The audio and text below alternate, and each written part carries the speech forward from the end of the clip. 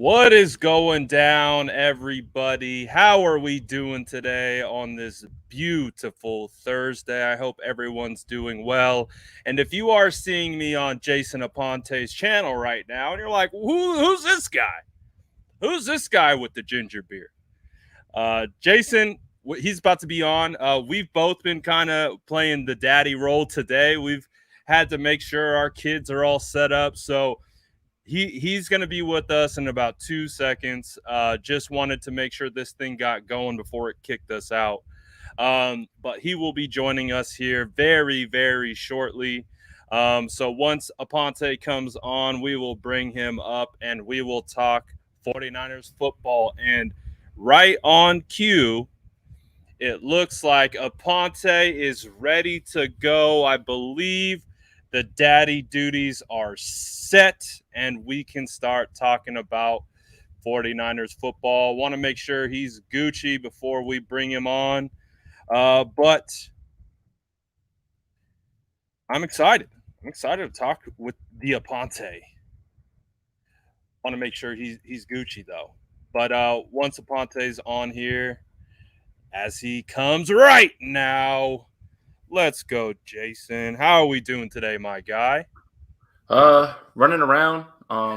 You know, yesterday was Avery's birthday, so it's I would like to think that's the reason that you and I did a show, but then you look up and Big Brad's got the Barbarian. That's his name now, the Barbarian. And I just wanted to say before we got on, bro, before we were talking, shout out to you, man. You keep working, you keep crushing it, man. I'm so happy for you, bro. Nobody deserves it like you do. I appreciate that, Jason. And happy birthday to Averly, man. I hope you guys had a great time and Oh were yeah. able to take a step away from some 49ers content, enjoy it with the family. What'd you guys end up Oh, doing? Chuck E. Cheese birthday party yesterday. So, Avery, bunch of pizza, some of her friends from her school, some of her family. And yeah, just moved around, played a bunch of games. But the idea of going to Chuck E. Cheese on a Wednesday is to limit how many kids are there and how crazy it is. And it was perfect and it worked out Great perfectly. strategy. Great Right. strategy. Because I'm sure you probably had the place pretty quietly to yourself for the most part, right? Oh, yeah. Wednesday, nice and chill.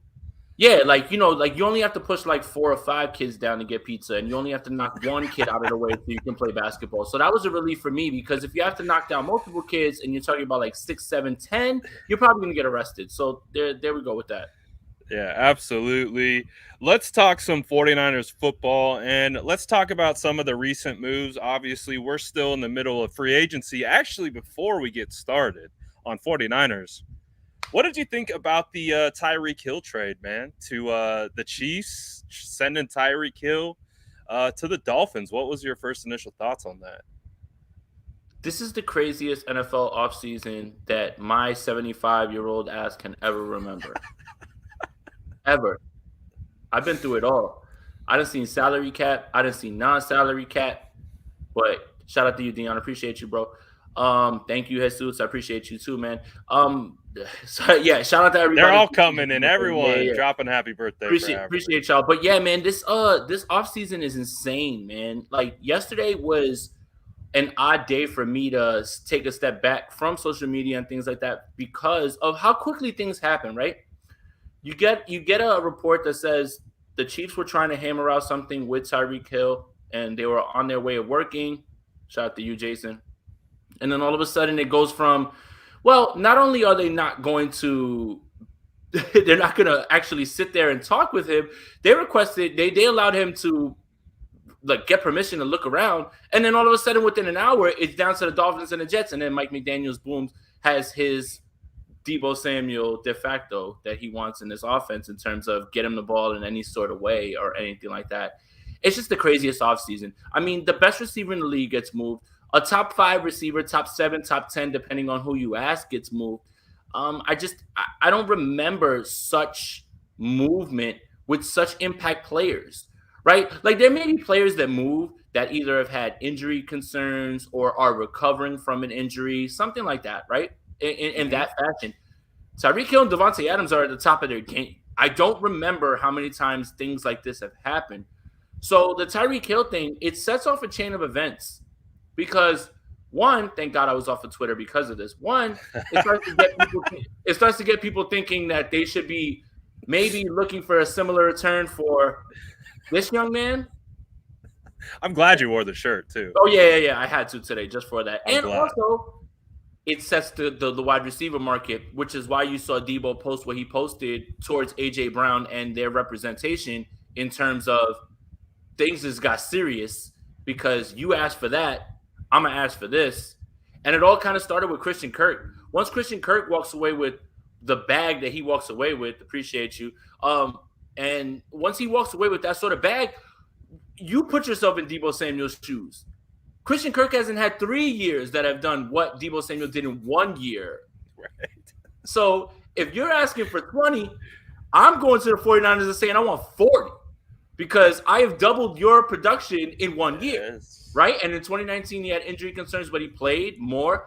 So it's chain events, right? Like, so if you don't think that the Tyreek Hill thing has repercussions, I would ask you to reevaluate that a little bit more just because, one, the market now has been set in terms of what high-level guys make. And then when you think about Deebo Samuel in terms of what he actually does for this team and not just receiving the ball, why wouldn't he ask for something similar or something in that pay grade? And I wouldn't be mad at him. I mean, again, I'm super happy that you're wearing this shirt because it's a perfect transition into kind of, again, I was doing the Javon Kinlaw interview. I was preparing and prepping. I was off the timeline. Flexing. And then I got on and it was trade Deebo. Should the 49ers trade Deebo? Deebo traded. He should be traded. He's going to want like the I wasn't expecting it, but I mean, I should have expected it. But what do you make of that? Do you think there is any like logical thought process to that? Do you think, I think because the way I was seeing it was they see how much money was going to be required from Tyreek Hill. Chiefs clearly didn't want to spend that much, at least to that level. It sounds like they made a substantial offer. It just wasn't to the level that Tyreek wanted.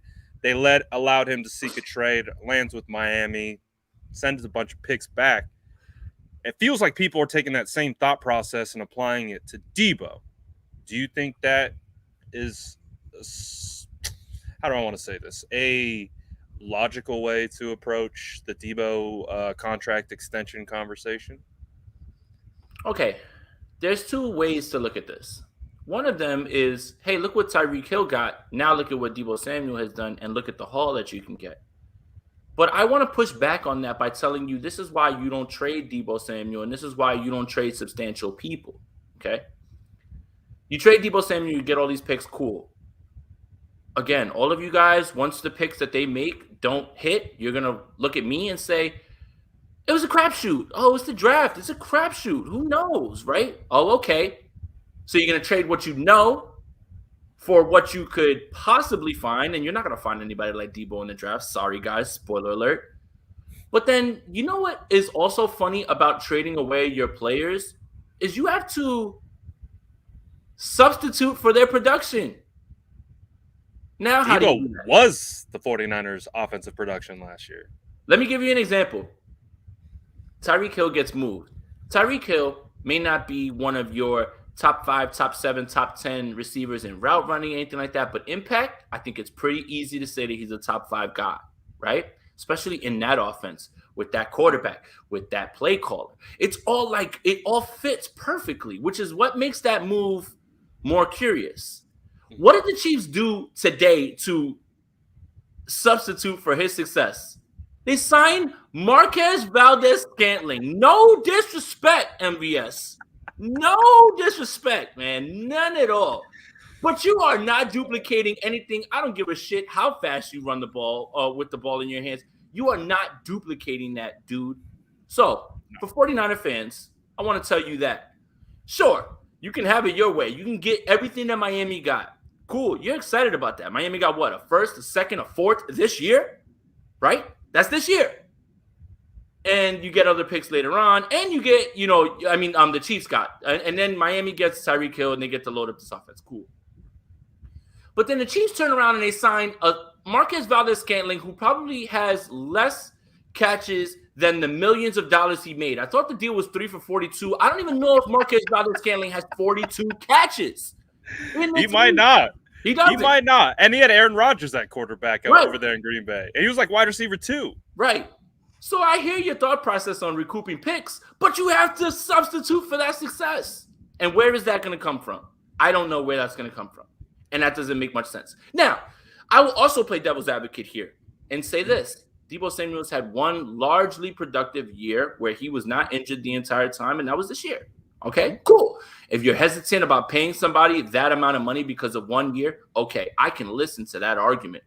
But when you look at impact, when you look at the way that they're utilized, you are not simply going to just have somebody step in and say, well, he's going to take the Deebo role and we're good here. No. Deebo don't grow on trees, which is why he deserves that amount of money. Tyreek Hill don't grow on trees. That's why he deserves that money.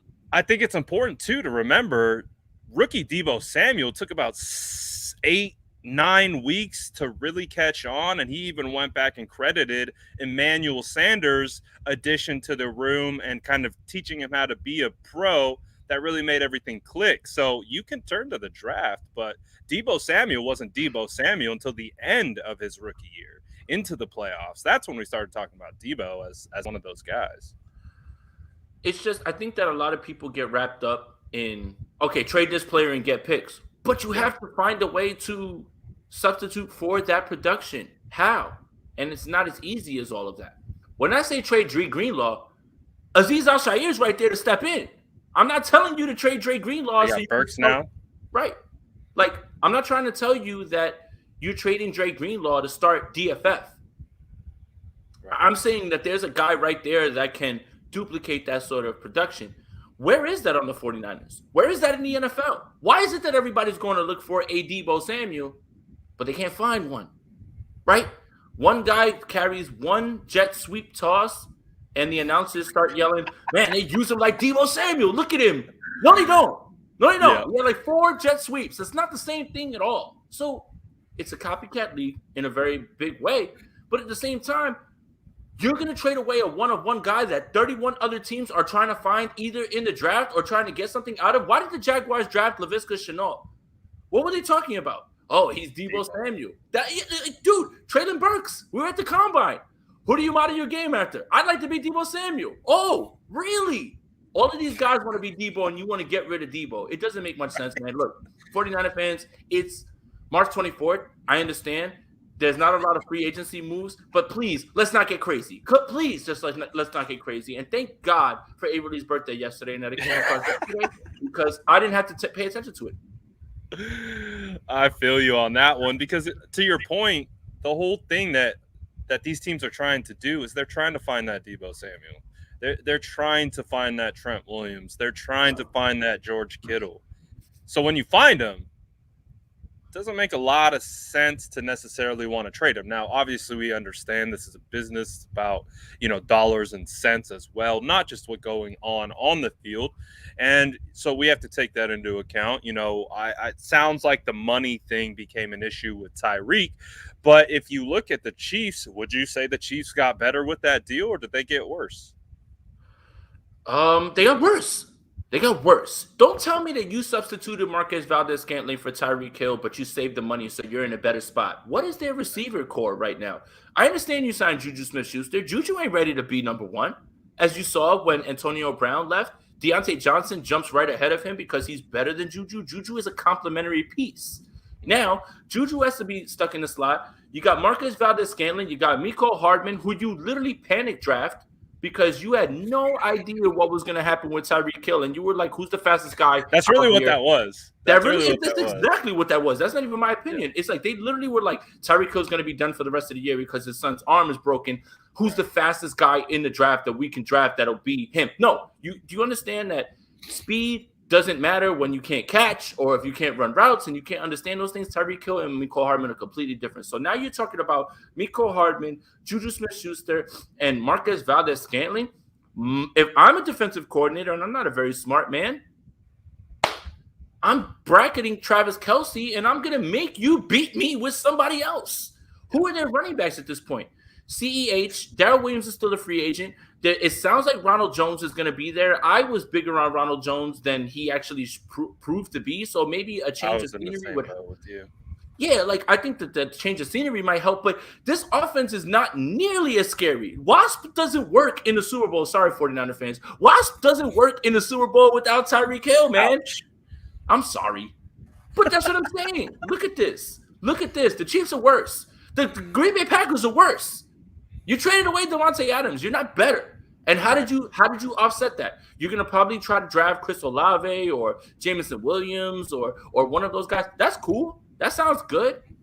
But you're not better right now. You just lost Marquez Valdes-Scantling and Devontae Adams. Let's play I'm a terrible GM, and let's say the Green Bay Packers don't draft a wide receiver. Let's play I'm a terrible GM, and they don't draft a wide receiver, okay? Let's go like this into the draft, and we're just going to hit the button and pick everybody else. That would leave them with Randall Cobb. That would leave them with their current wide receiver core. Randall Cobb, Alan Lazard, Robert Tonyan coming off of a significant injury, and Amari Rodgers, who I loved at the Senior Bowl. They lucked out on Bobby Tonyan too. That wasn't like they, got to give a lot of credit to George Kittle for helping that man get up to speed. Right. So if I could give 49er fans a little glimmer of hope while you're sitting here waiting for free agent moves and you understand you're not getting Bobby Wagner, the Packers are worse. They're not as good. And the 49ers were beating them when they had Devontae Adams. Yeah. Who in the NFC has really made a leap? The Rams got Allen Robinson. Do you really believe that the Rams are necessarily better right now, even with all the losses, or are they at the same? Either way, the 49ers were right there with them. They beat them 6 straight times, and then, they had their chance at their 7th straight time, and we all know how that worked out. Seattle's done. Arizona's in shambles. The Cowboys are whatever. The Saints just got back Jameis Winston. Are you supposed to be scared of them? You'd probably look at the Bucks, being probably one of the top teams in the NFC. So it's like Bucks, Rams, Niners. Yeah. Bucks, Rams, Niners, right? Yeah. And what's wrong with that? What is wrong with that right now? Is as long as Trey Lance starts and you make all your other moves, and I've got some other thoughts about the Jimmy Garoppolo thing because I did read an article that kind of changed my mind a little bit. There was a quote that John Lynch threw out there that should have kind of told us, because I've been on the side that Jimmy Garoppolo is not stopping his team from getting anybody in free agency, but I don't know. At the Combine, John Lynch gave a quote that we could dissect real quick, and let's transition into that. But before we do, I also have a sneaking suspicion that a lot of the people that are saying to trade Deebo Samuel are a lot of the same people that are calling Javon Kinlaw a bust. And if you really take a step back, those people don't understand what they're proposing is the same thing. It's the same thing the 49ers are to Forrest Buckner. So, again, you've seen the 49ers trade the Forrest Buckner for Javon Kinlaw. Shout out Javon. Of course, he was just on the show yesterday, but he's been dealing with injury, so he hasn't been able to really get on the field. And they're probably the same people calling him a bust because of the same logic that they're trying to apply to Deebo Samuel. So I understand, I guess, the thought to think about it, but to, get on a platform and, say trade Deebo Samuel. It seems a little bit premature at this time, but as we know, the 49ers and the quarterback conversation are one and the same. It feels like we cannot talk 49ers football without mentioning the quarterback. We had, Mike Florio. He is a constant stirrer of the pot in regards to the San Francisco 49ers. Oh, I thought you were gonna say level-headed 49er reporter, guy who never has any sort of bias in any way towards the 49ers. He is the most negatively biased reporter that I've ever seen talk about the 49ers. He was the guy talking about, Tom Brady, week 1, he's going to be the starter. Oh, well, turns out that's not going to be true. He goes on KMBR today. Jimmy Garoppolo is probably going to return. I see a world that exists where Jimmy's going to return. What do you think about all that? What do you think about all that? And what did you and also to talk about, again, that quote from John Lynch at the Combine and what it all means. So, Mike Florio, if he says something, then we should sleep good at night. for the people that don't want Jimmy Garoppolo on this roster, you're good now. You're good. If you needed any sign, it's a sign from a guy who desperately wants the 49ers to fail. Desperately.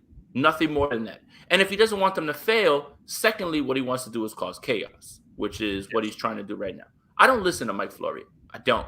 Even when something he says confirms one of my priors or one of my beliefs, okay? When it fits your narrative. Yeah, if it fits my narrative, I still don't believe it because it's Mike Florio. Okay.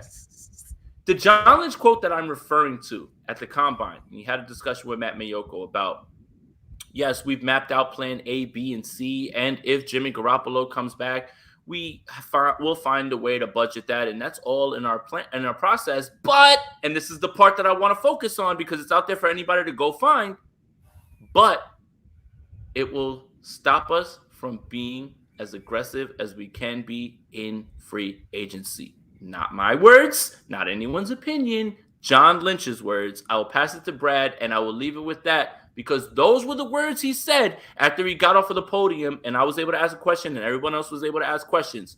So, do you believe what he said, or do you believe what he said? Because I believe what he said.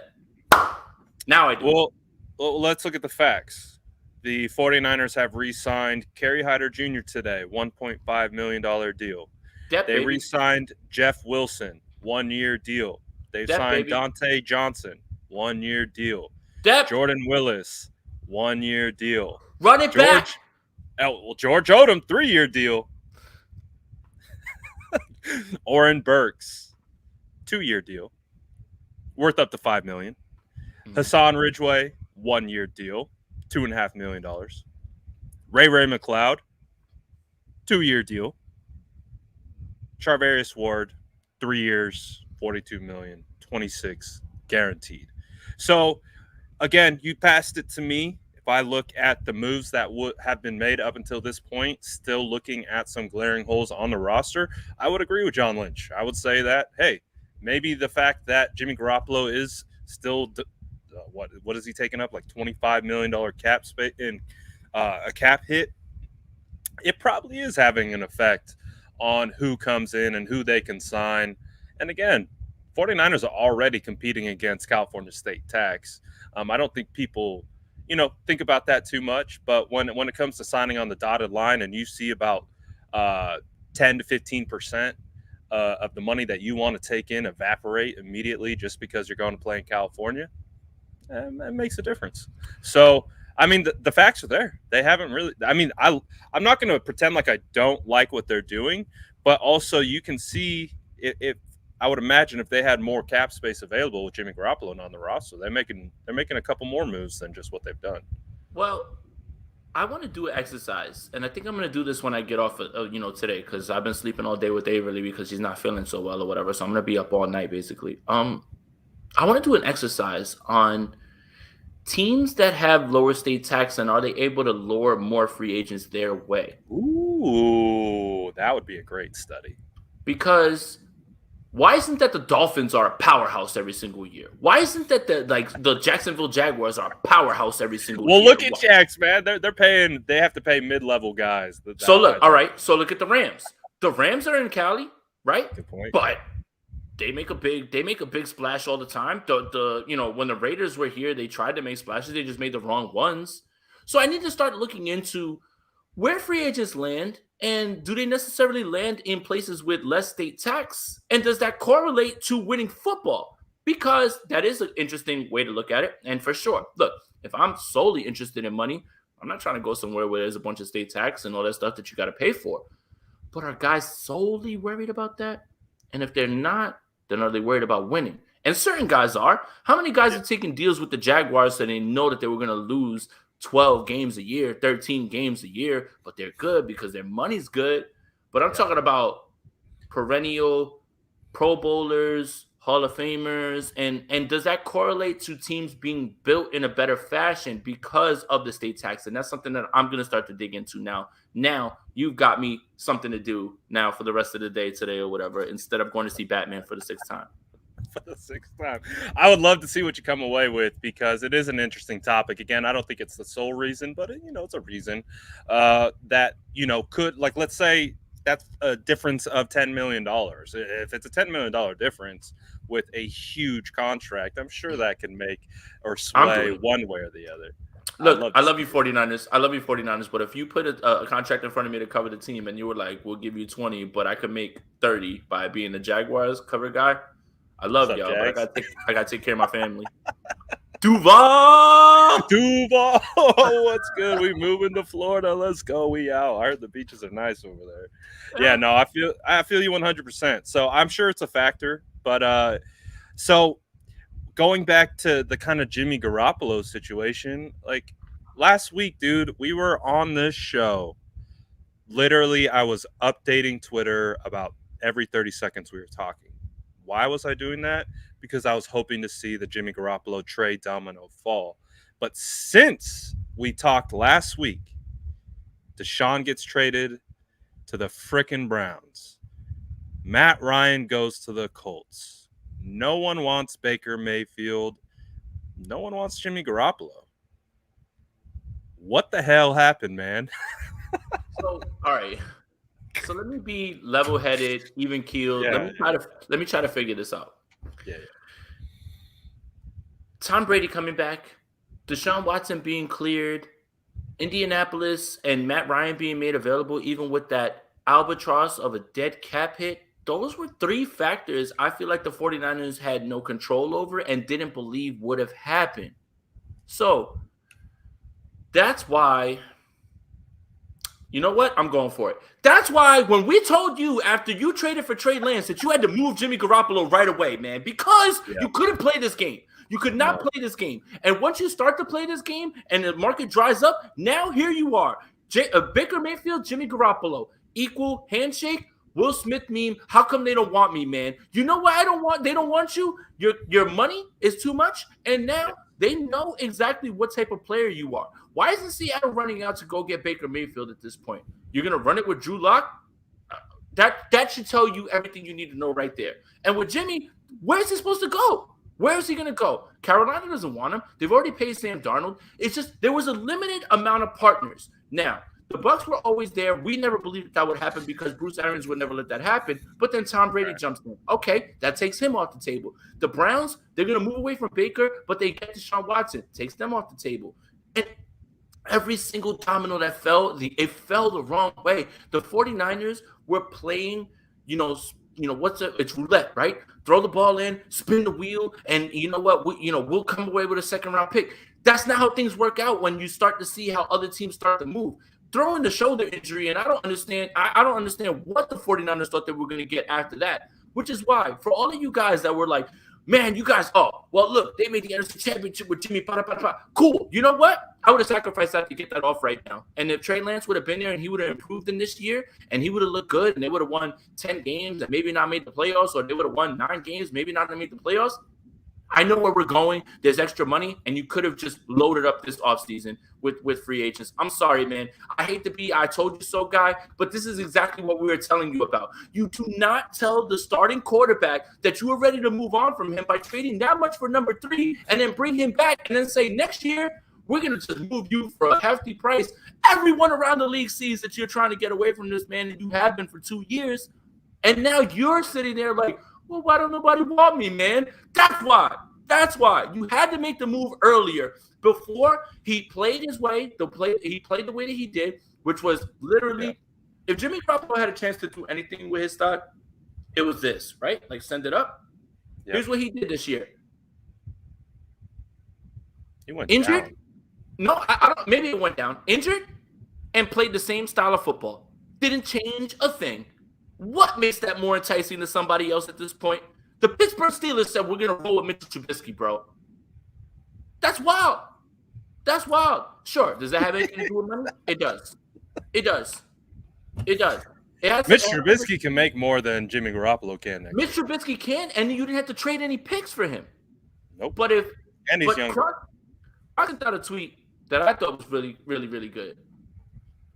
How come nobody wants this locker room leader, winner, good guy? It's because the rest of the league knows. And the 49ers are the only ones still propping this narrative up and pushing it at this point. Tired of it. And they deserve all of it. They deserve all of it. There's no way they can escape this. You guys overplayed your hand. You thought you were going to get more. You deserve everything that's happening right now in terms of where you are with him, and now you have to backpedal. And the only thing that they get to fall back on now is that Jed said last year, oh, we're prepared for 1 or 2 years of Jimmy Garoppolo. So if Jimmy Garoppolo pulls up for OTAs, they can always look at all of you and say, remember what Jed said? Oh, that's what we were talking about. Blew it. Completely blew it. Botched it. Sorry, man. Nothing more that you can say. You botched it. All you had to do was cut the cord, rip the Band-Aid off, rip it off. And if the 49ers didn't make it any way that they did this year, that's fine. But if you see the progress of Trey Lance and you're moving in the right direction, and then you'd have $28 million that you could spend this year. Bobby Wagner, come on down. Chandler Jones, come on down. Lyle Collins, come on down. You could have had all of those guys.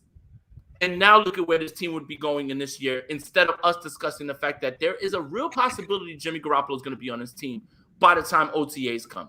I don't understand. You blew it.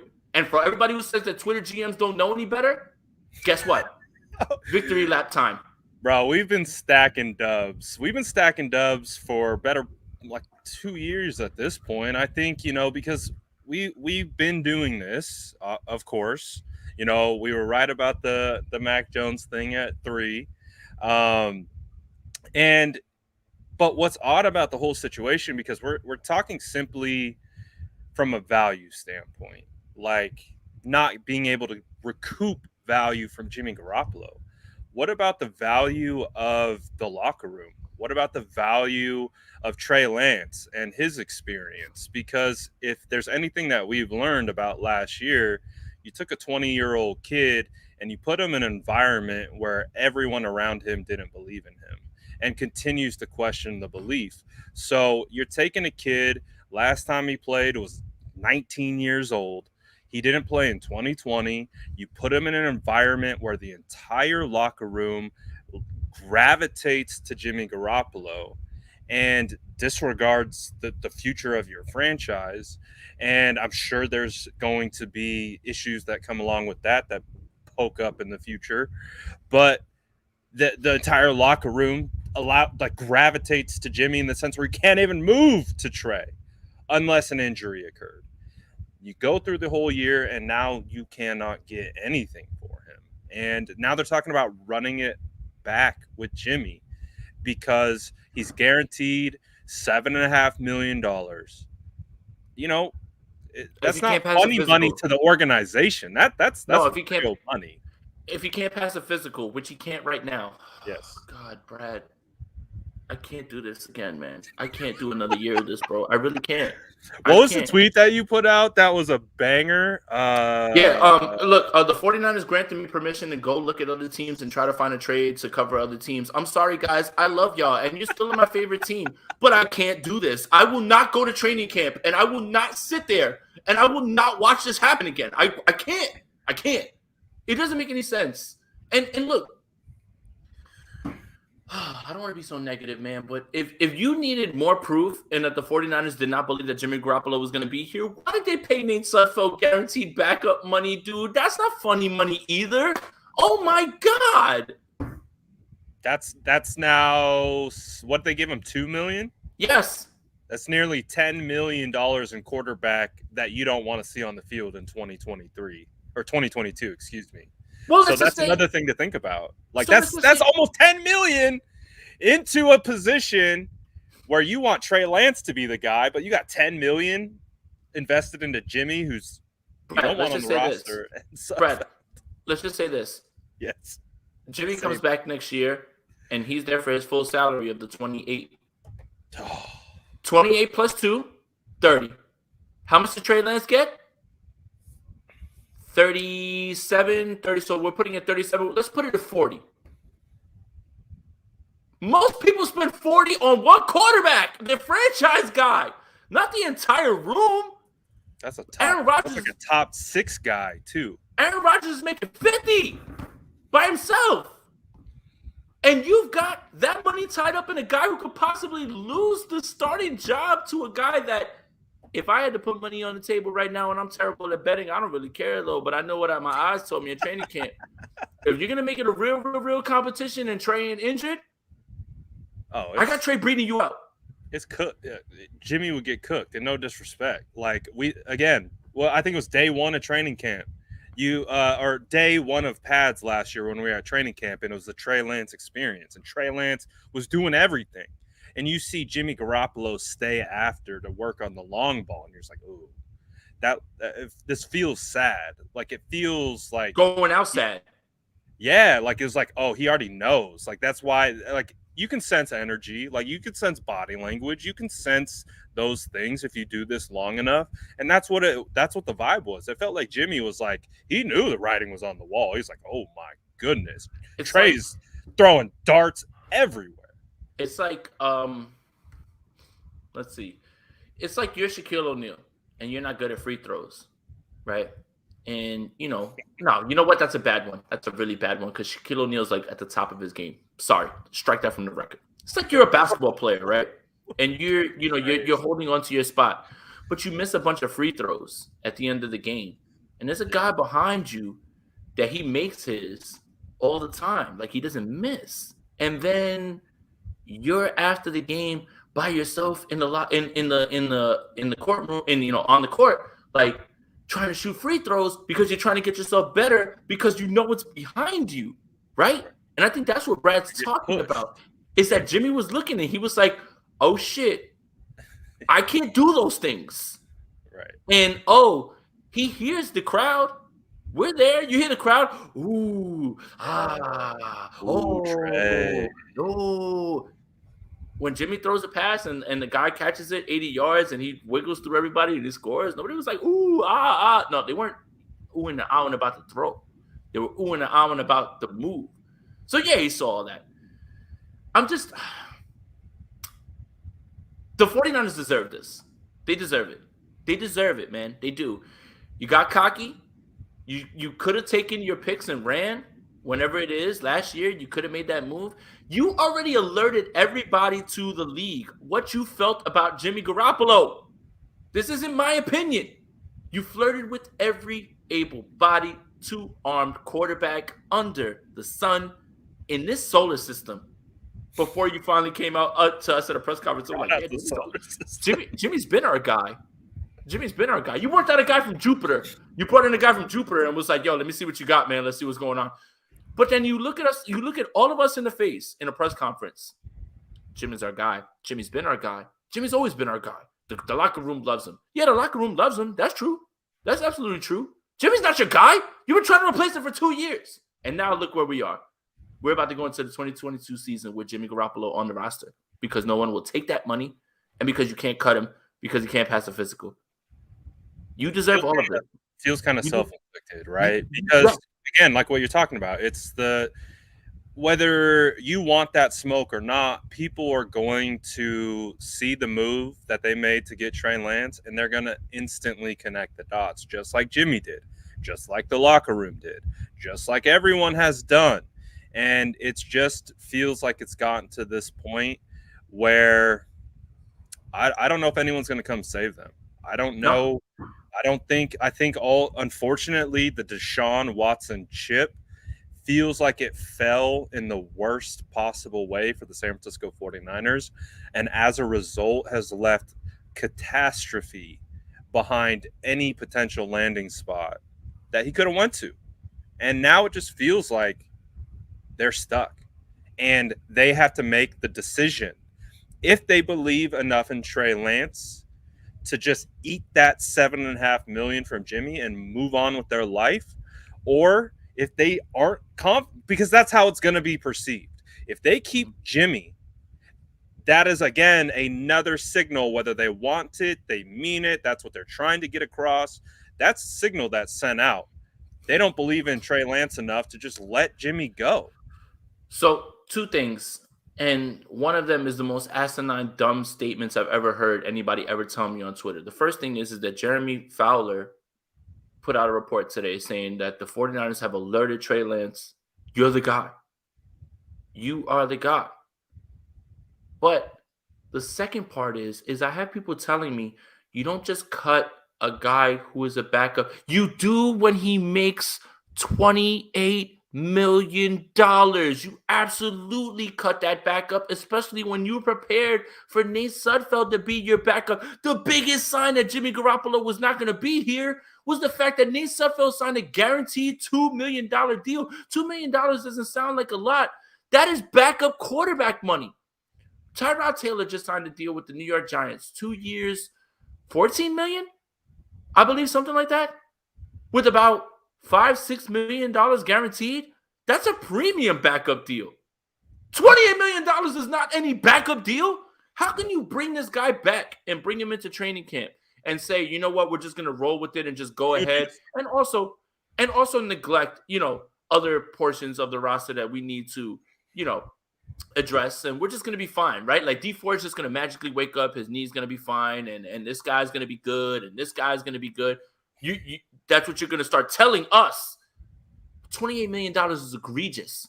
And even if it's the $7 million off, whatever it is, cool, do it. You're still saving the money. But the problem is you're going to cut that money and then have nowhere to go with it because all the free agents are going to be gone. The only piece of positive news that I would say that comes out of this, if the 49ers decide to move on from him and they just have that money rolling, are two things. One is you could just roll that money into next year. Cool. Sounds good. Okay. Not the optimal approach, but you do get to roll that money over. Or halfway through the season, when you really see that there's a problem with your team and you have all that cap space, now you can make a trade for a blue chip player, for a guy who can step in immediately and help your team, right? Emmanuel Sanders came over here. It wasn't for a lot of money, right? But if you have, right? If you have $21 million, $20 million to move around, a guy who is like struggling in one place and you think you can get more for him, bring him in. A guy who is a superstar, maybe at the end of his rope, and the team is trying to get out of his contract and he can help you this year, cool, bring him in. You have all that money, especially if it comes into the fact that next year you don't have to pay those guys. So there's that part that you can be positive about. But overall, just the way that they're moving, the way that they're speaking, they didn't expect any of this to happen. None of it. They expected none of it to happen. And they thought they were smarter than everybody else. And now you have egg on your face because the rest of the league is looking at you like, what are you doing? And there's plenty of people that are sitting there that are saying they're literally bringing him back next year, which would be the absolute worst thing because, one, you are undermining Trey Lance's confidence, and two, you are sending the wrong message to everyone else. If Jimmy Garoppolo shows up to training camp, that locker room that loves him so much is not going to allow him to just be a backup. No. And that's the problem. His contract won't allow him to be a backup. That's what I mean. Who would have a $28 million backup? Please, man. I'm not even being biased, man, at this point. What are you talking about? And if you disagree with me on that, you just love Jimmy Garoppolo. That's it.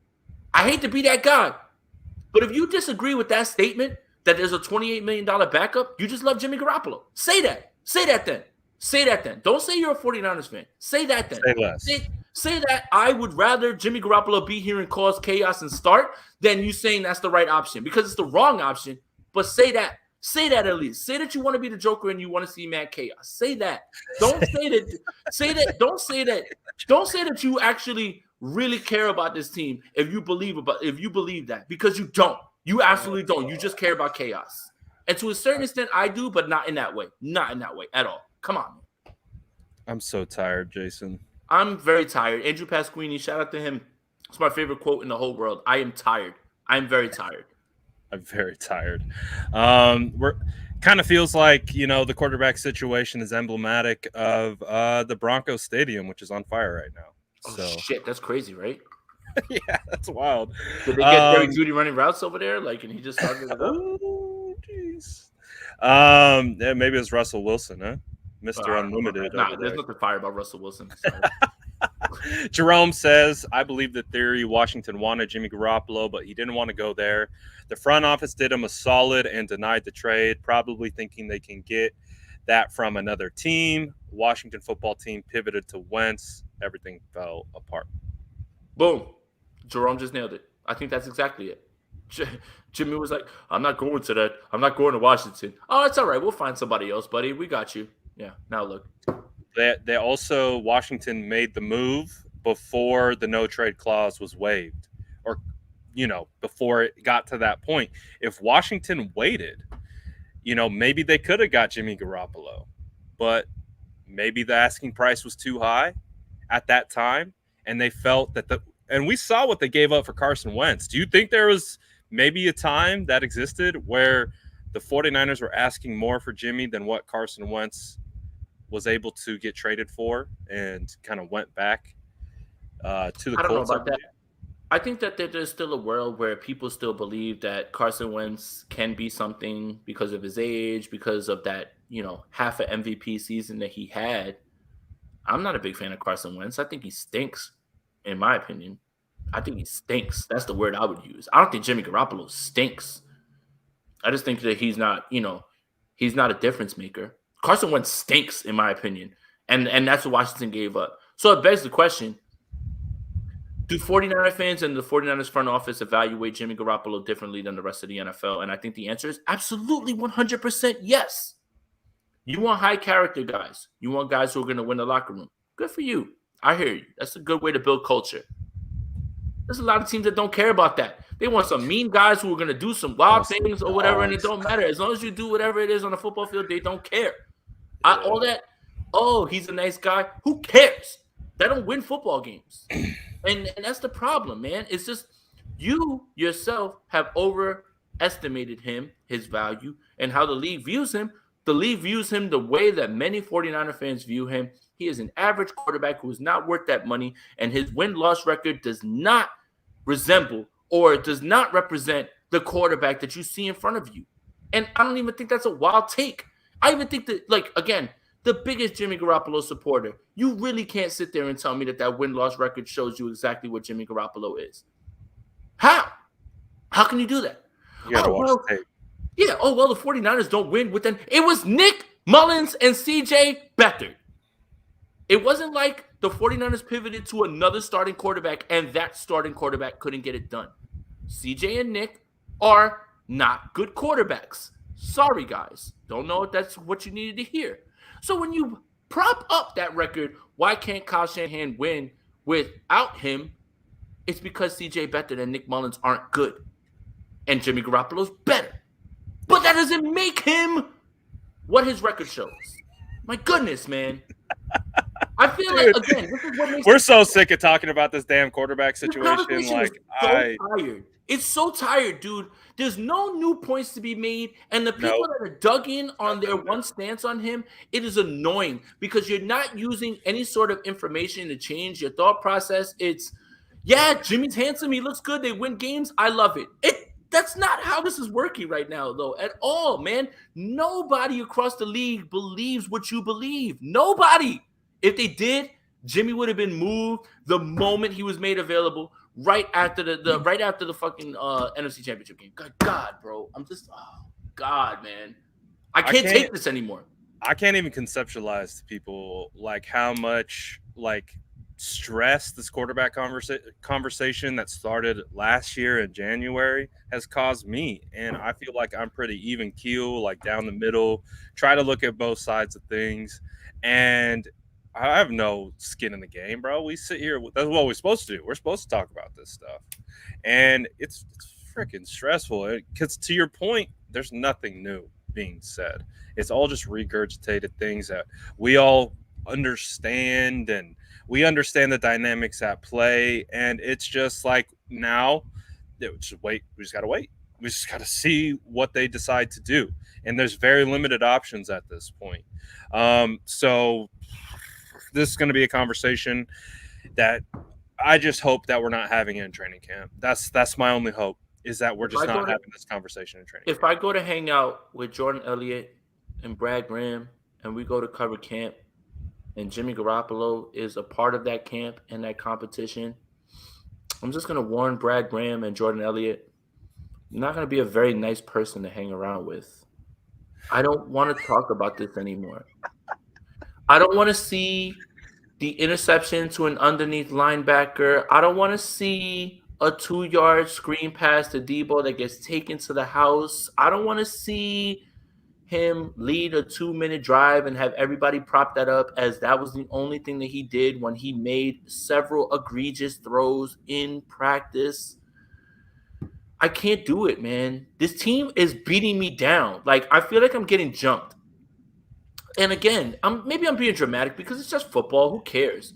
But you guys want to hear what I have to say about this, and you guys want to tune. You want me to tune. You want to tune in so I can yell and be spicy. And it's stressing everyone out. It's stressing team employees out. It's stressing players out. It's stressing coaches out. It's stressing executives out. It's stressing content creators out. Again, if you've talked about Jimmy Garoppolo, you've probably caught an astray from some random on one side or the other. So that becomes. I can't wait to go to Twitter after this so they could be like, yo, Jason's crying about Jimmy Garoppolo. I'm crying because you botched the situation. I don't care about the dude. I really don't care about the man. And if I had my way, and I've gone mad long without talking about this man, trust me, I have. Because I don't want to discuss him anymore. Because one, the argument is redundant. 2, it's boring. And 3, nobody has made any new points on either side for over a year. For over a year. Nobody can make a different point. For every time that you want to prop up one game, I'll say Tennessee. For every time you want to say one bad game, I'll say this is a good game. But it's annoying. That's where we are. We're at the same point that we were an entire year ago, Brad. And we have no progress. None. Nope. None. Nope, no progress. And we're also finding out just now, maybe to kind of get us off the quarterback conversation a little bit, is does not appear like Arden Key will be returning to the 49ers. He is visiting with the Chiefs right now. And the 49ers clearly brought back 2 defensive end and Jordan Willis and Kerry Hyder. What are your thoughts on, do you think that becomes a cost conversation? You know, maybe they weren't able to pay Arden Key what he was looking for. Again, kind of going back to the conversations that we've heard about the cap space and signing a Jordan Willis and signing a Kerry Hyder at very, very cost-efficient deals is kind of a potential casualty of the lack of cap space right now. A little bit, but Kerry Hyder plays outside. And I think the thing that I liked about Arden Key, which is why I would have chosen Arden Key over Kerry Hyder, is his play inside. And the way that they were able to get him going on the inside with stunts and things like that. And I'm not saying that Kerry Hyder's bad. He's not. And I'm actually really excited about that. He's a depth piece, though, right? Total depth piece. There's a lot of 49er fans that are like, well, he had 8.5 sacks in 2020. Oh, he was the only guy. He was the only guy. It was him. You can fall into sacks. And no disrespect to Kerry Hyder. He played I'm happy he's back. I'm very happy he's back. Just like when we talk about players who don't get sacks, it can go the other way. Like, it's volatile. You can have your hand on a guy pulling him to the ground, but he gets the ball off 27 times. That would have translated into maybe 6 or 7 sacks. Or look at Nick Bosa. He got a sack in the Bengals game and it got negated because Ambry Thomas threw hands in someone's face and they called a penalty. Didn't get that sack. Things like that happen all the time, and vice versa. That's what I'm saying. Pressures are the way that you evaluate edge rushers or pass rushers in any way. Sacks are volatile. You know, who was the guy in Atlanta that had all the sacks and then was like out of the league the next year? My goodness, man, younger guy. I don't know why I want to say John Abraham, like he's not the oldest guy wasn't the oldest guy on that team, but it was somebody on there that was just tearing it up, sack after sack after sack after sack. And he play on the Saints by chance? Maybe. It's just more than anything. I got a name in my head, but I can't even spit it out to say it. So more than anything, anyway. Sacks are not the way you evaluate pass rushers. You want results, that's cool. But I'd rather have a guy who pressures the quarterback, gets the pressure, and maybe he throws the ball up and it gets tipped and it's intercepted, than to have a guy who like is getting sacks because he went to turn one way, turned, and the guy just happened to be there and he just got pulled down by the sack. That happens. It happens all the time. You literally had no impact on the play other than being in your spot, right? Like you weren't like impacting his vision. He went to go that way, and Nick Bosa was on this side, and you turned, and it's like, oh, I'm right here, sack. K'Waun Williams gets sacks. That doesn't necessarily mean that those guys up front weren't doing their job, right? Like they're holding up that end of the portion, but you're going to give K'Waun Williams the credit because he got the sack, or you're going to give the guys who actually created pressure and demanded that attention. Like that's the part that is the part that I don't really jive with. So I don't evaluate edge rushers or pass rushers with sacks. I just don't. It's about what can you do. And I hate to be this guy, man. I really don't want to say this, but watch the damn tape. There's guys who don't get sacks that are the bigger impact on the play than the guy who actually tackled the quarterback, right? There's a guy who's got two guys on him, and he's still pushing him towards the quarterback, and that quarterback gets scared and turns, and there's an unblocked guy who runs on in, and he gets caught. Like, there's ways to evaluate all those things, but everything, just like every other position and every other stat needs context the same way, is the same thing. So with Kerry Hyder, he's going to be outside a little bit more, but I would have liked to see Arden Key come back as opposed to him just because of his versatility inside. But did it come down to money? Did it come down to where they're at right now? I don't know, man. I mean, it definitely came down to money. He said it himself. I'm sure that he was probably like, yeah, hey, this is what I want. And they're like, no. Well, one no, because probably Parag did this. Oh, not the computer. Nope. And then nope. And then they were like, oh, we also don't have any money. Oh my God. Basically, what's happening right now with Jimmy Garoppolo's contract is letting Parag off the hook. Now Parag doesn't look cheap. Now the computer doesn't look cheap, right? It doesn't look cheap because we got $27 million on our cap. Let's put the tinfoil hat on now for real. You know who's the real enemy of this front office. It's not John Lynch. It's not Kyle Shanahan. It's the guy that continues in good faith to operate the way he does with negotiating contracts, and there could be a blue chip stud right there in front of him. How much money do you want? $17 million. Well, we only have 15 for you. Have a good day. Get out. No negotiation. No, like, hey, can we meet at 16? Maybe 16 and a half? No, get out. We only have enough money for this. Get out. We'll just sign a guy that Chris Kosuric knows, and we'll fill it in right there. That's how they operate. And that's why, in the beginning, I had the thought process of Jimmy Garoppolo isn't impacting his free agency because they've been notoriously cheap with players that they shouldn't be, and they've overpaid guys that they shouldn't have. Let's go down the names. Jerick McKinnon, Malcolm Smith, Quan Alexander. You gave all of these big deals out to guys immediately, right before free agency, the tampering, any of that stuff happened. Right. And then everything else is tier 3, tier 4 free agents, tier 5 free agents, like guys that you can just bring in. That's their philosophy. Part of that has to do with it. But now they've got the fallback plan of, well, we don't have $27 million to play around with, so we can't bring you back. Don't know.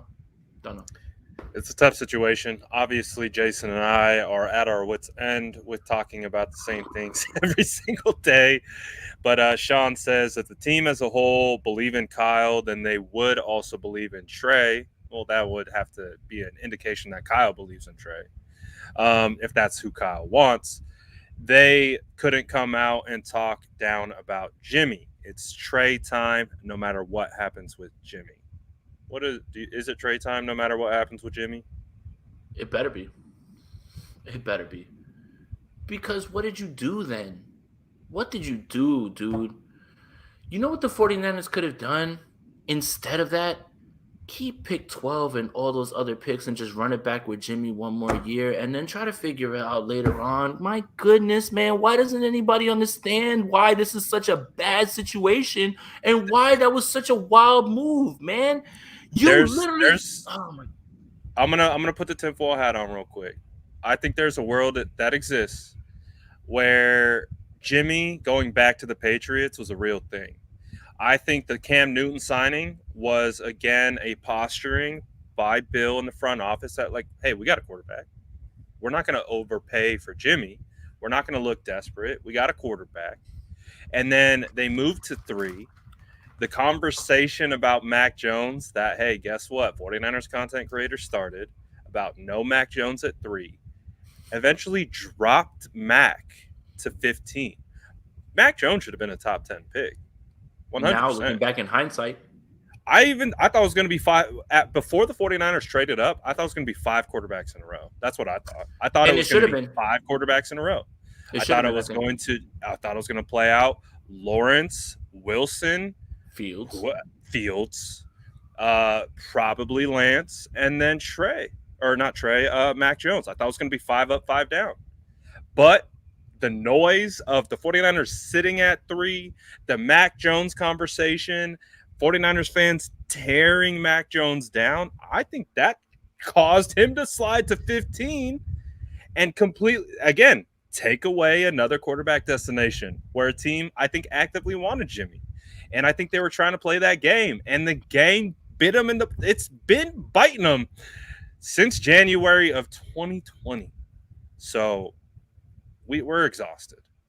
I'm tired. To quote the great Andrew Pasquini, I'm tired. It's March 24th. I'm going to be eternal optimist that I am. My hair's going to grow back in a month. We'll be in Vegas. We're going to have some fun. And Jimmy Garoppolo won't be there anymore. He just won't be. And I'm just going to continue to just put that out there. Manifestations and affirmations are where we're at in 2022. I'm just going to keep on because I can't. I don't feel it. I don't feel that I can cover this team with this going on still. I really don't. And it's like everybody always wants to laugh at other franchises for being a circus. Well, look at you now, 49ers fans. You now are the people that everybody's looking around in the NFL like, what on earth are they doing? And they botched this. I promise you that's the reputation the 49ers have right now across the league. I promise you. How did they let this get to this point? How did this happen? Why did they let this happen? What are they doing? These are the questions that are being asked about your team. If this had been the Browns that had done something like this, you 49er fans will be crushing them right now. So you better just keep that same energy with your team right now, unfortunately. Oh, boy, Jason. It hurts. I just want to understand what is going on. I just want to know. I just want to know what the plan is. That's it. I just want it to stop. That's it. I just want it to stop because now there are no destinations for Jimmy Garoppolo. The 49ers are going to cut Jimmy Garoppolo, and he's just going to be out there, and someone's going to sign him to backup money where they have a rookie or something like that and just like let him sit around. And that may be Jimmy Garoppolo's fate, the winner, the locker room guy. But only you look at it that way. Only you 49er fans, only you front office 49ers look at it like that. No one, 31 other teams are not sitting there like, man, we need to bring this guy in. All he does is win, man, and the locker room loves him. No, nobody believes that, especially at that price. Nobody believes that. And that's why you had to make that move right after you made the move for Trey. That's it. Sorry. I know you guys like the run. I did too. I thought it was great. You beat Dallas. You beat Green Bay. You were minutes away from the Super Bowl. I hear you. That was great. In hindsight, wrong decision. Wrong decision because now look at where you're at. I'm sorry. Wrong decision. It hurts, Jason. What do you think about the 49ers moves in free agency thus far? I think they're doing the best that they can. They're addressing a group of players on their team that were lacking, and now you have a returner. Ray McCloud might be the first person who can actually return a punt and move forward as opposed to fair catching it, which is already a plus. And you're talking about Burks, who is a lifetime special teamer, a guy like that. That's cool. You know, the 49ers love their special teams, man. Punter in the 4th round. Pay the kicker. Pay the kick returner. Okay, bet. That's one side. But you made the NFC Championship game with one of the top 3 worst units in the league. You know, like, so I hear you. You want to shore up the entire team.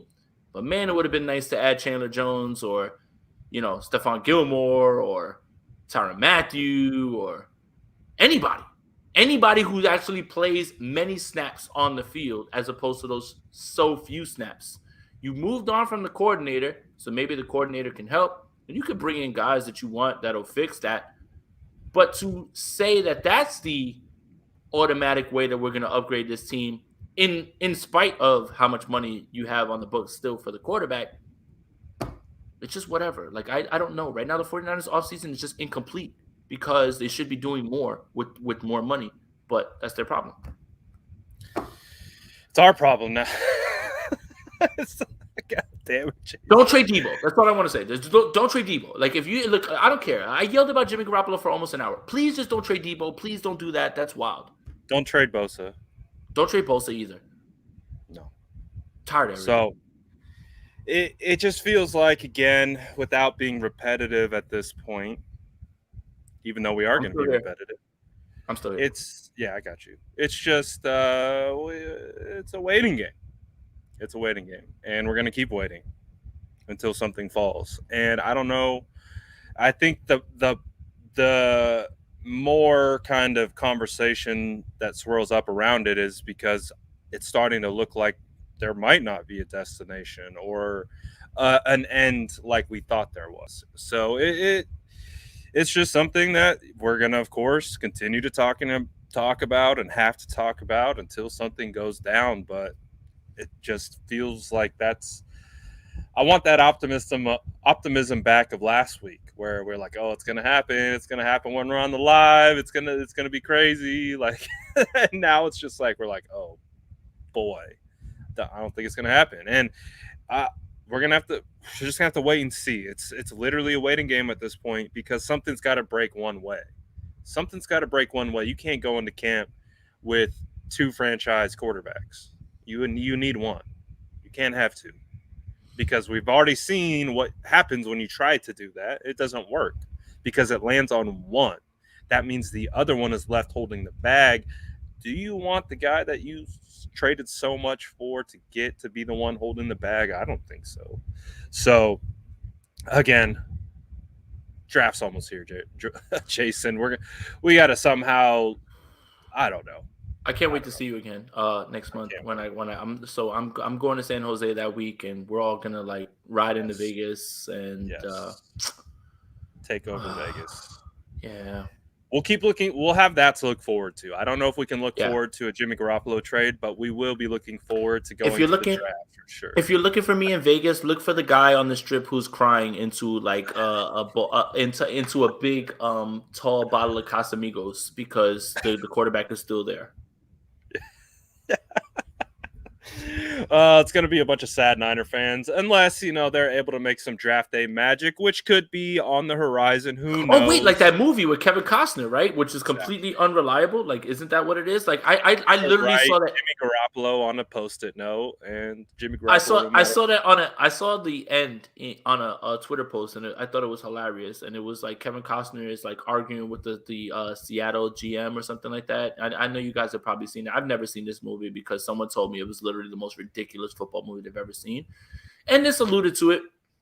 He's like, I want my picks back. I want this, and I want that player. And the guy was just like, all right. And I was just like, that's not how any of this works at all. Like that team, that guy, that general manager that you're demanding all that from would literally tell you to go F yourself before he did all of those things, right? Like after you already egregiously traded away those picks. So yeah, hopefully draft day is like that Kevin Costner movie, except realistic.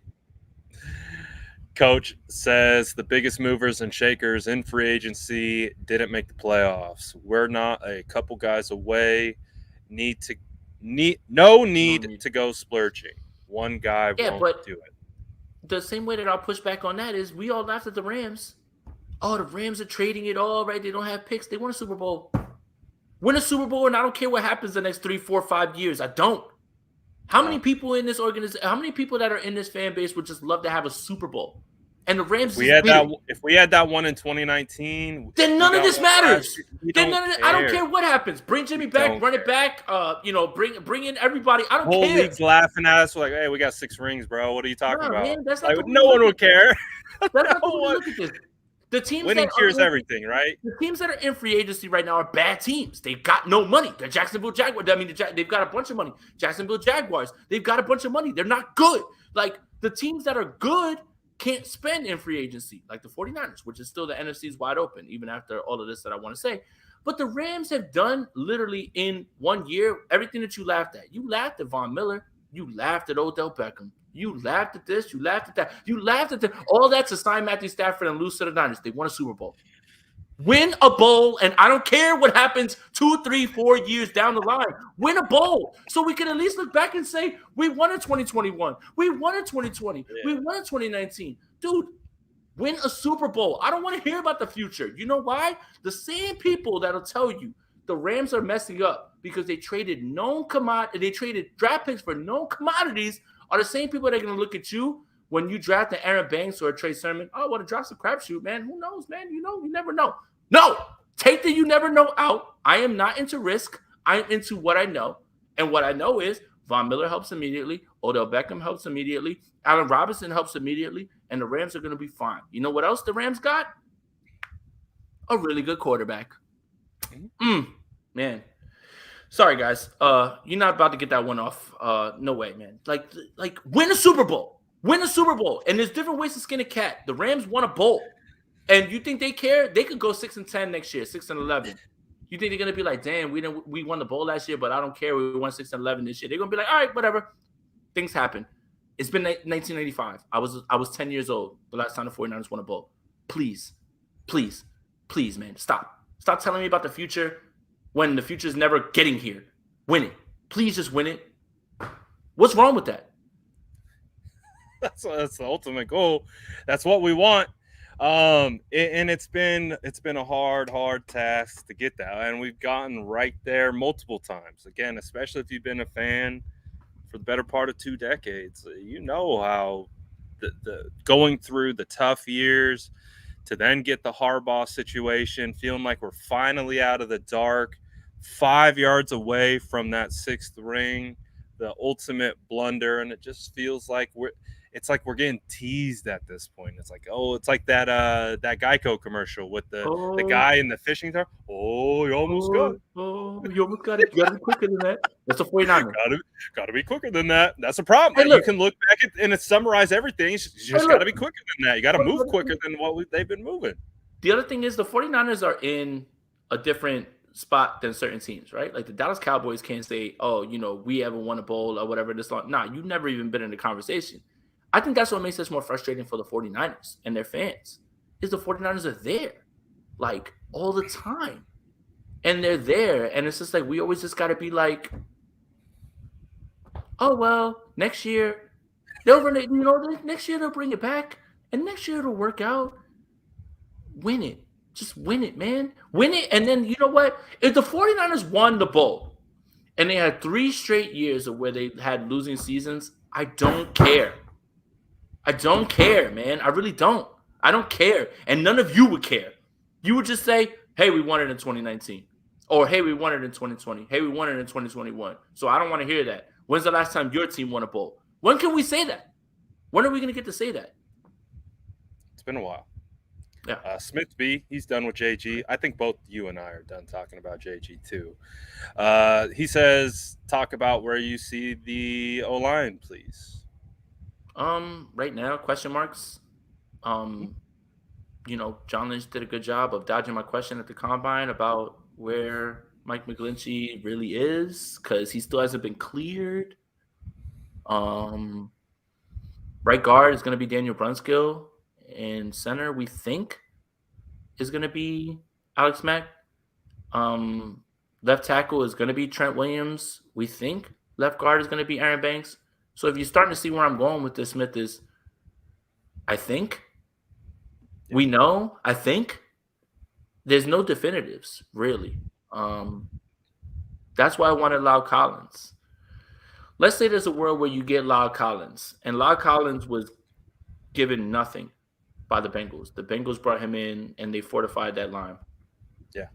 And let's say Mike McGlinchey's ready to go. We talk a lot about moving people for draft picks. What would people give up for a healthy Mike McGlinchey at right tackle, who's one of the best run blockers in the league? Someone would. So it's just, I don't know, man. The offensive line is really scary right now.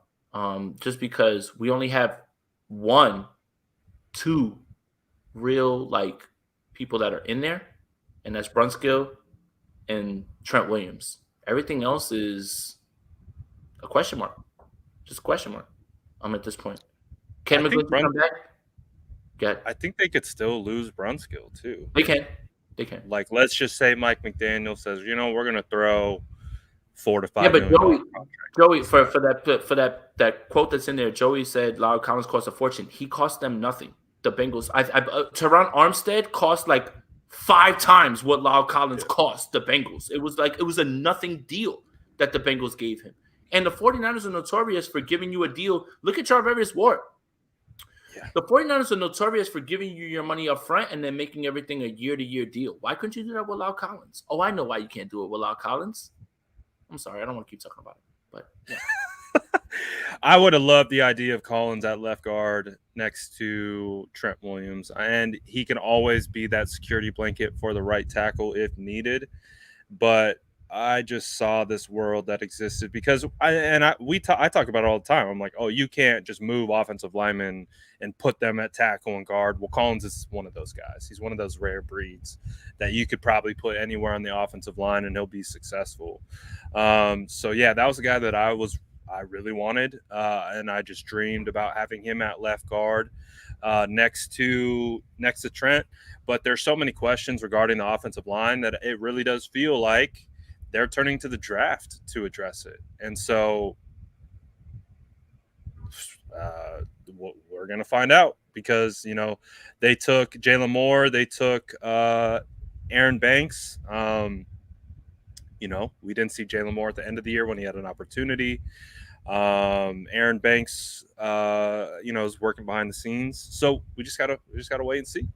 It's pretty much where I think the 49ers stand it's just wait and see.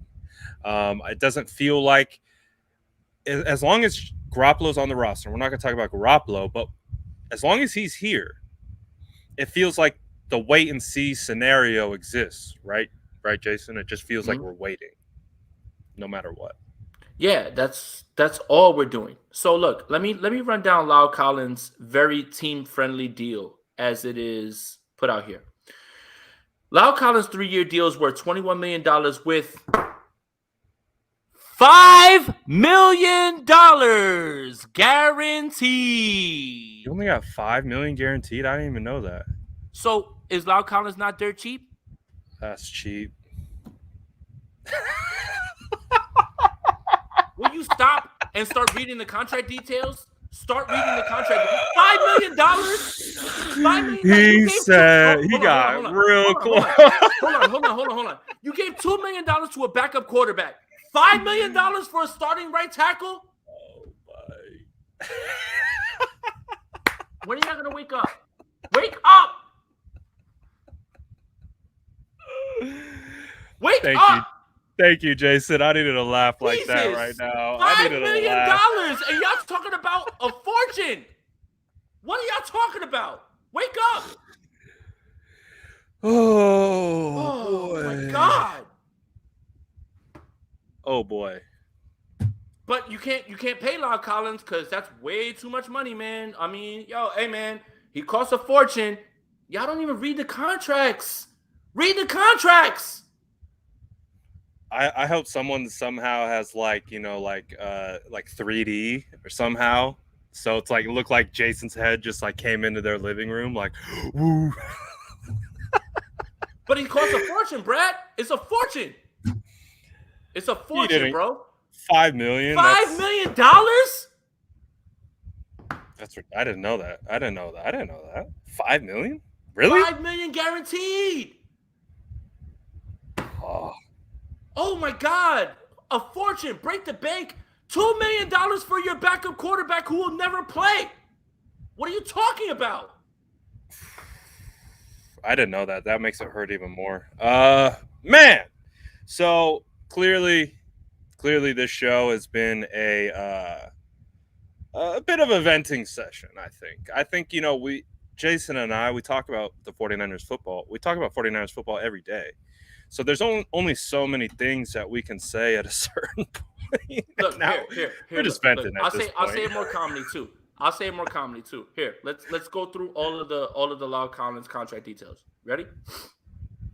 The 28-year-old, he's old. The 28-year-old La'el Collins signed a 3-year, $21 million contract. Collins received a $5 million signing bonus, and over $7 million is tied to per-game roster bonuses. His base salary is $1.2 million in 2022. The Bengals are getting tremendous value for a player with Pro Bowl potential. That's a lot. I mean, excuse me. That's not a lot. I didn't know that. Nobody did because he's too I expensive. didn't know that. I didn't look into it. I would be lying to you if I said Lyle Collins signed with the Bengals. Let me go run and see what the contract details look like. I didn't even. It was like $5 million you paid your backup quarterback to.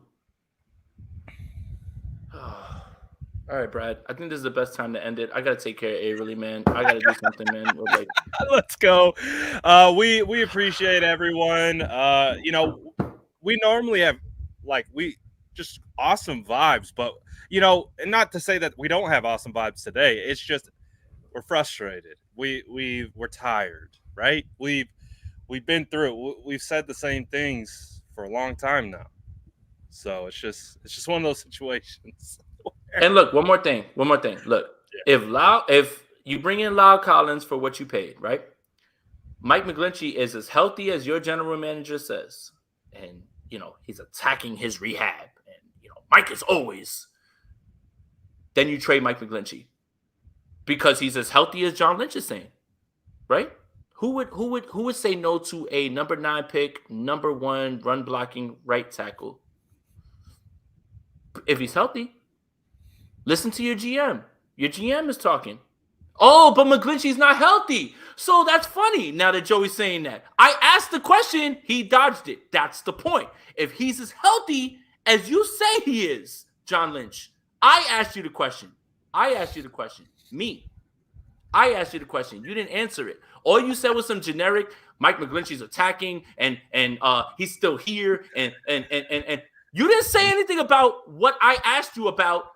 What does that have to do with your draft process and how you're going to go because you need a right tackle? No, Mike's doing great. Mike's been attacking. Mike's going to be here next year. Mike's going to be still here. That's the point. If he's as healthy as you're saying, as you said, because I got the video. I ain't lying. I got the video. You ain't lying. If Mike McGlinchey is as good as you said, 28-year-old Lyle Collins comes in for that amount of money, and then you get to reset your position and figure it out again next year and try to figure out what goes on. Mike McGlinchey gets sent, and you get something back for him if he's as healthy as you say. If he's as healthy as you say.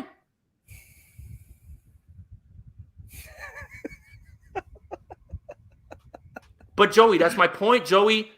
That's my point, Joe. Read between the lines. I was there. I'm reading between the lines, dude. I told you that he's not healthy. That's why you go get Lyle Collins. Oh, my goodness, bro. What on earth? All right, let's go, Mike. Let's go. Joey and Jason are going at it.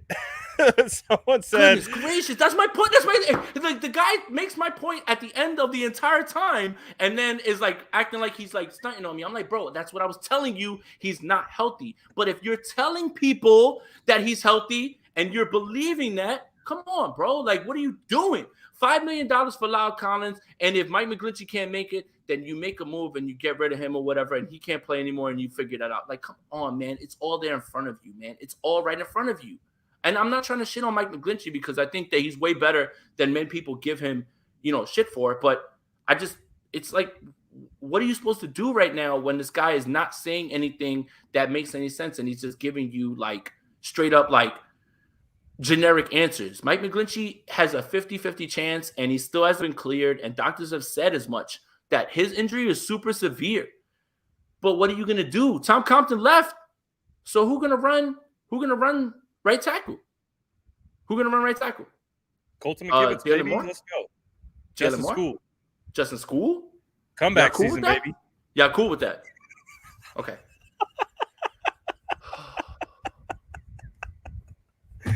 What an episode, Jason. What an episode. The people are loving it.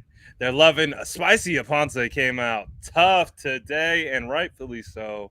And I thought I got a bunch of sleep. And I was going to be good, but goodness gracious, man. You had to start talking about Jimmy. Yeah, that was the mistake.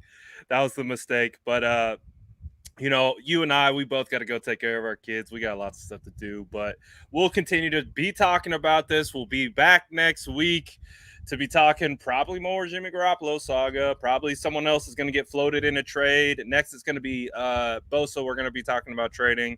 It's par for the course at this point. But tell the good people here where they could follow and find more content, Jason. Nowhere, because all I'm going to do is He said all I've said. No, yeah, that's it. You're not gonna find me anywhere anymore at any time anywhere. Jason's like, I'm currently in contract negotiations with the Jacksonville Jaguars. I will not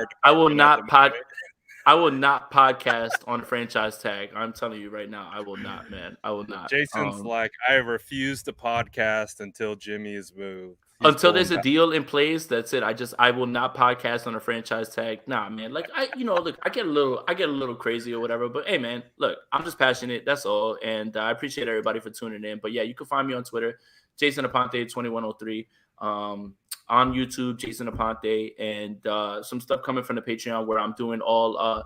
I'm getting away from the Jimmy G stuff by going onto my Patreon and just putting up evaluations of players. That's it. Like, that's the way that I get away from all of this, is that I just look to the draft, and that's it, man. So yeah, man. Follow me on there, and shout out to everybody that's in here. Joey, I wasn't trying to go at you like that or whatever. I'm just, my bad, bro. I get a little out here with it or whatever. Just a little spicy. Man. Yeah, just a little bit. Yeah, especially when we talk about Jimmy. That's it, man. Yeah, like, I'm gonna go take care of Averly. Her nose is running probably right now or whatever. I'm gonna get ready to put her to bed in a little bit. But yeah, man. Shout out to everybody that's in here. And shout out to everybody who donated, and make sure you like this video, subscribe to both of our channels, and like the video on both of our channels. I mean, Brad's big time, man. He's interviewing 49ers players, and then all of a sudden he's just bringing me on, and it's like, man, stop it. Nobody needs me. Stop it. Justin says, did Miami go after Deebo? That was a rumor today in the space. I heard that one.